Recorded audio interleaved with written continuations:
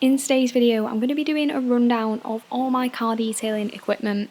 Now, for the purposes of this video, I'm going to be defining equipment as anything that requires a power source, be that a battery or mains power. My plan is to look at accessories like foam cannons, sprayers, brushes and other tools in a separate video, so if you do want to see that, then please do let me know in the comments. So I'm going to kick things off with what I think is my most important piece of equipment, and that is my pressure washer.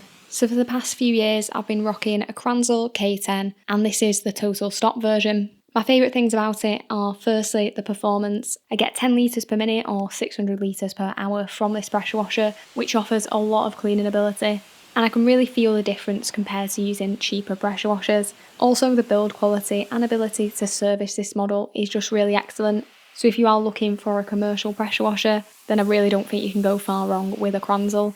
I have tested and reviewed several other pressure washers though that do sit in a lower price point. These include a Karcher K4, Arva P55 Go, and also the Nilfisk Core 150 and Excellent 160 models.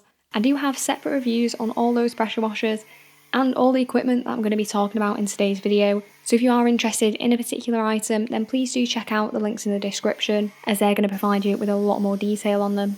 Those ones that I mentioned are all good options for car cleaning. However, I would have to say that my two favourites, after of course the Kranzel, are probably the Arva P55 Go and the Nilfisk Core 150, as I do feel like they offer the best value for money.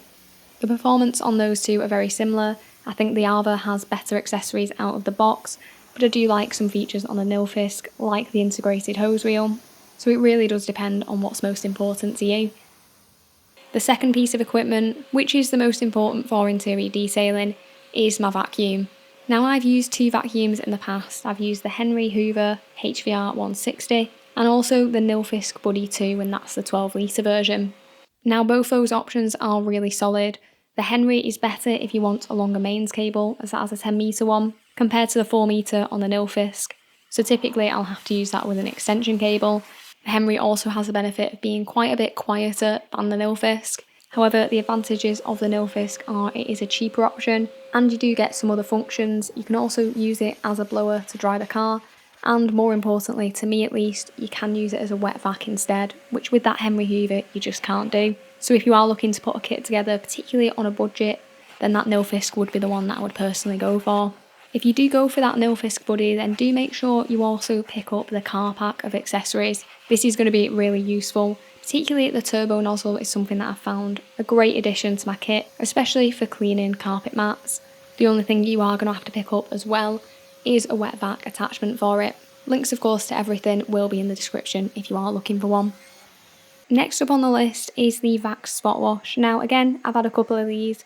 I've had the base model and the Pet Max design. These are really useful if you're looking for a small tool to use for wet vac extraction. The benefit of using this over something like the Nilfisk wet and dry vac is that you can also use this to put solution down as well. It does also come with some handy attachments for scrubbing and has some useful additions such as the self-clean function, and also is just a more compact model. So if you are looking for a piece of equipment specifically for wet vac extraction, then this is well worth looking at. I would say that the suction power on the Nilfisk is better, and I do find myself having to do a couple of passes with the Vax Spot Wash to get a similar level of result. And I do think out of those two Vax Spot Wash models, that the Max Pet design version compared to the base model is definitely the superior option. As with that, you are getting the bigger tank and some better suction power as well. Now next up is another piece of interior detailing equipment, and that is my steam cleaner. So the one I have is the Karcher SC3. A steam cleaner is a much more versatile piece of equipment compared to a wet vac. Although there are definitely situations where I do need that extraction, steam cleaners also do work well on fabric surfaces. So if the seat or the mat isn't super dirty, then I will just use my steam cleaner to give that a refresh. It's also really useful on harder surfaces like plastics, and I do really like using it on pedals, for example, as it's a great way to get those clean again. There have been situations where I think I would have really struggled without having this. One particular example is when I was cleaning dried hand sanitizer residue, and although it did take a decent bit of effort, I think I would have really struggled if I didn't have this steam cleaner. There are a few other applications when using steam, for example, when cleaning specific areas of engine bays, and also cleaning door shuts and intricate areas as well. I don't generally tend to use it for that. I usually just stick to using it for interior cleaning. But if you are torn between getting an extractor or a steam cleaner, then I would generally say that the steam cleaner is probably the best one to go for first, as it is the more versatile of the two. Now the next piece of equipment is one that I use on the exterior again, and that is the Blow-Air RS car dryer. Now I've had this for a good few years now and still use it to this day. For a time I did use it to dry my car entirely, and it does usually take about 10 to 15 minutes to do so, and it's definitely a slower approach than using a towel. The benefit though is that it completely avoids the risk of swirl marks, as there's no chance you're going to mar the surface with a towel. I don't generally tend to use it to dry the entire vehicle now, primarily because it takes a bit longer, and also because it is very, very loud, but I still use it to blast water out of areas like the door mirrors, grille, and also to dry the wheels as well, as it avoids any annoying drip marks after you've gone round the car with a towel. It has a 5-metre mains cable and 5-metre hose, so it does give you a decent bit of reach. I would prefer it if it was a tiny bit longer, as sometimes I do have to pair it up with an extension cable to get entirely around the vehicle. And the only other snag I noticed is that sometimes that hose does kind of unscrew itself from the plastic fitting that goes into the machine, and it has popped off on a few occasions. So just something to keep in mind with it. I know a couple of other people have mentioned it too, so make sure when you are putting it near the car, just point it away from it in case it pops off and accidentally hits it. And the next pieces of equipment that I do need to talk about are my machine polishers.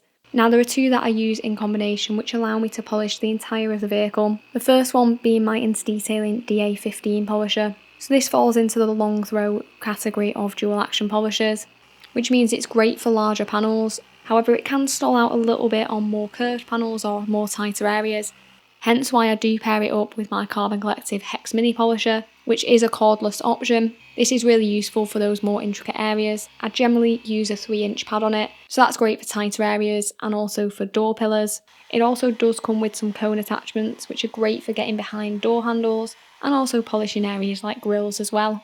I do most of the work on a car with the DA15, as that has a 5-inch backing plate, so I can get around the car much faster than pairing it up with a 5-inch pad. It is a corded machine, so it can feel a little bit more limiting compared to obviously the cordless Hex Mini, but it does have a pretty long mains cable on it, which is really handy.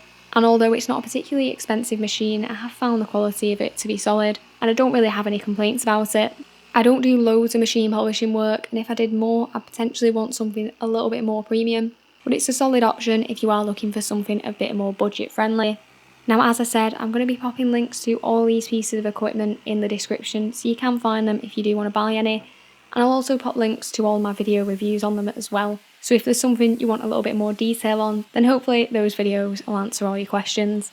If you have enjoyed this and found it useful, then it would be great if you could drop the video a like. And thanks very much for watching.